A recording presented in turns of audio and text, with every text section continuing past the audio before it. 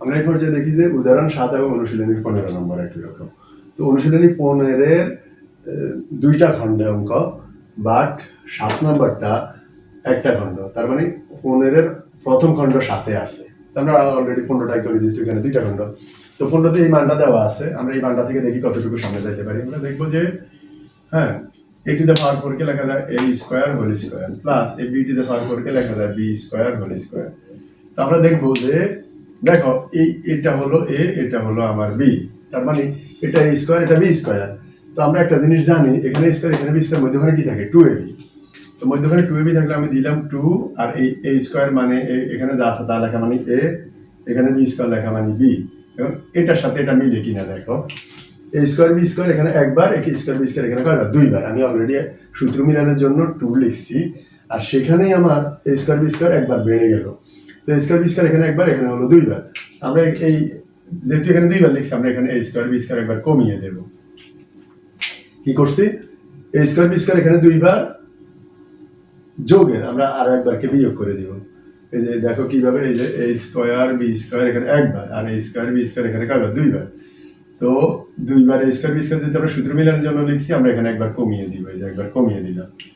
আর এই পাশে থাকবে মাইনাস ইকুয়াল 8, এটার কোনো কাজ নাই আপাতত। ওকে, এবার পরবর্তীতে দেখো এটা কিসের সূত্র, a square plus 2b plus b square, এতটুকু হলো a প্লাস b হোল স্কয়ারের সূত্র। কিভাবে বললাম একটু আগে তো তোমাকে শিখিয়েছি। তুমি তো সব স্কয়ার বাদ দিবে না, একবার উপরের স্কয়ারটা বাদ দিলে বাকিটা। এবার বাকিটার মধ্যে স্কয়ার কিউব যা থাকুক, একবার উপরের স্কয়ারটা বাদ দিলে বাকিটা B, a plus B whole স্কয়ারের সূত্র। এবার এইদিকে যদি দেখবো, এই যে স্কয়ার এর উপরে আছে, বির উপরে আছে, আমরা a আর b কে একত্রে দিলাম স্কয়ার ইকুয়াল 8। এবার আসো, এই ব্র্যাকেটটা যদি আমার হয় a, এই ব্র্যাকেটটা যদি হয় b, কি সূত্র দাঁড়ায় দেখো, a square minus b square সূত্র, a plus b into a minus b। সেটা কিভাবে, এই এই যে যেটাকে বললা, এটার সাথে এটা একবার যোগ, এটার সাথে এটা একবার বিয়োগ, এটাই a plus b into a minus b। ওকে, এবার a স্কয়ার প্লাস b স্কয়ারের সাথে a b একবার যোগ, a স্কয়ার প্লাস b স্কয়ারের সাথে a b একবার বিয়োগ ইকুয়াল 8। এবার আমরা দেখি প্রশ্নে, এখন যদি খেয়াল করি আমরা প্রশ্নে যেটা দেখবো,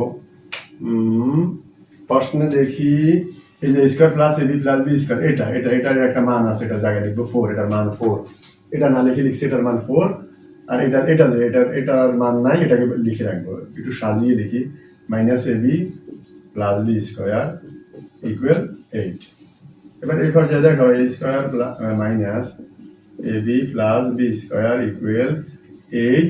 এই 4 আছে এখানে গুণ, এই পাশে হবে ভাগ, 4 ভাগ করলে হবে 4 দুগুণে 8। এখন দেখো a square minus AB plus B square equal 2, এটাকে আমরা দিলাম 1 নং সমীকরণ।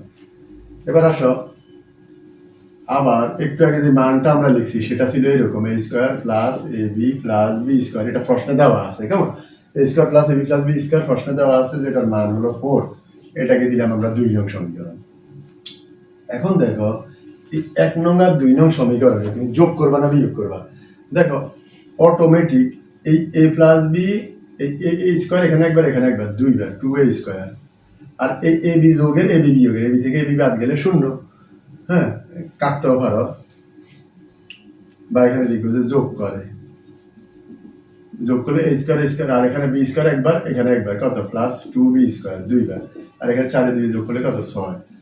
এখন 2 কমন নিলে এখানে 2 গেলে এখানে থাকবে a স্কয়ার, প্লাস এখানে 2 চলে গেলে এখানে থাকবে b স্কয়ার ইকুয়াল টু কত 6।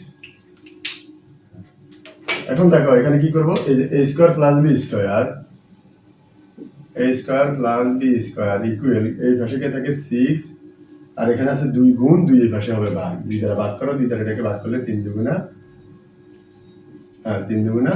6। তার মানে a স্কয়ার প্লাস b স্কয়ারের মান 3। এটা অলরেডি, এই যে স্কয়ার প্লাস বি স্কয়ারের মান 3, এটা অলরেডি উদাহরণ 7-এ এতটুকুই শেষ। আর 15-এর ক্ষেত্রে a স্কয়ার প্লাস বি স্কয়ারের বাইরে তারা যেটা চাইছে তোমার কাছে, সেখানে a বির মান চাইছে। এখন a বির মান কিভাবে আসবে দেখো, একটু আগে তো আমরা যোগ করছি, আর এই স্কয়ার থাকলো, বি স্কয়ার থাকলে এটা কাটা গেছে। এখন তুমি যদি বিয়োগ করো তখন এটার উল্টাটা হবে, মানে এটা a স্কয়ার কাটা যাবে, বি স্কয়ার কাটা যাবে, তখন এটা থাকবে। হ্যাঁ, এটাকে আমরা করি, এটাকে লিখবো যে, এটাকে এইভাবে লিখবো, সমীকরণ 2 বিয়োগ 1 হতে পারে। তো সমীকরণ 2 হলো নিচেরটা, A square plus A B plus B square equal to 4, আর ওটা হলো A square minus A B plus B square equal to হলো কত 2। এবার আমরা জানি যে অঙ্ক যখন বিয়োগ করবো নিচেটা চিহ্ন পাল্টে উল্টে যাবে। এই 2 আছে প্লাসের, 2 হবে মাইনাসের, এটা আছে প্লাসের হবে মাইনাসের, এটা মাইনাসের হবে প্লাসের, এটা প্লাসের আছে হবে মাইনাসের। এবার কি করবো দেখো, বি স্কোয়ার এটা যোগের, এই বি স্কোয়ার কিন্তু আগেরটা না, চিহ্ন নতুনটা, এটা বিয়োগের। এই স্কোয়ার এটা যোগের, আগে কোনো চিহ্ন নেই মানে যোগের, বি স্কোয়ার এটা বিয়োগের কাটা। এবার এই পর্যায়ে দেখো অঙ্ক যোগ করো আর বিয়োগ করো, যোগ করলে নিচের কোনো চিহ্ন উল্টেবেন, মানে যা আছে তাই থাকবে। আর যদি অঙ্ক বিয়োগ করো নিচের চিহ্নগুলো উল্টে যাবে, যোগ হলে হবে বিয়োগ, বিয়োগ হলে যোগ, জাস্ট এটাই। আর তাহলে যোগ আর বিয়োগের মধ্যে পার্থক্য হলো যোগের বেলায় নিচের চিহ্ন পাল্টে না, বিয়োগের বেলায় নিচের চিহ্ন পাল্টে, এটা পার্থক্য, আর কোনো পার্থক্য নেই। আর পার্থক্য হলে আবার চিহ্ন কথা বলবো, অঙ্ক কি যোগ হবে না বিয়োগ হবে। তো দেখো এ বি যোগের, এই এ বি যোগের, তার মানে যোগ দুইটাই যোগ হলে অঙ্ক হবে এ বি এখানে একটা হবে 2 এ বি, দুইটা। আর আমরা দুইটার ক্ষেত্রে যদি দেখি যোগ চিহ্ন এখানে দিব যোগ, দুইটার ক্ষেত্রে বিয়োগ চিহ্ন থাকলে এখানে দিব বিয়োগ, এটাও যোগ এটাও যোগ চিহ্ন, তাহলে এখানে যোগ দেওয়ার দরকার নেই। 4 থেকে 2 এখানে কি বিয়োগ, আমরা জানি যে এখানে কোনো চিহ্ন নেই মানে এটা যোগের, একটা যোগ একটা বিয়োগ চিহ্ন মানে অঙ্ক বিয়োগ। অঙ্ক বিয়োগ করলে 4 থেকে 2 বিয়োগ করলে 2, বিয়োগ করলে কিভাবে চিহ্ন দিই, এটা বড় কে বড়, যোগ একটা বড়, যোগ চিহ্ন দেওয়ার দরকার নেই। এখন আসো এ বি ইকুয়াল টু, এই যে 2 আছে গুণ 2 হবে ভাগ, 2 দিয়ে কাটলে কত 1, এর মান 1। তো তুমি ফাইনালি আনসার লিখবা যেটা যে শেষে যে এ স্কোয়ার প্লাস বি স্কোয়ারের মান 3 আর এর মান কত 1। ওকে, এটাই লিখবে শেষে।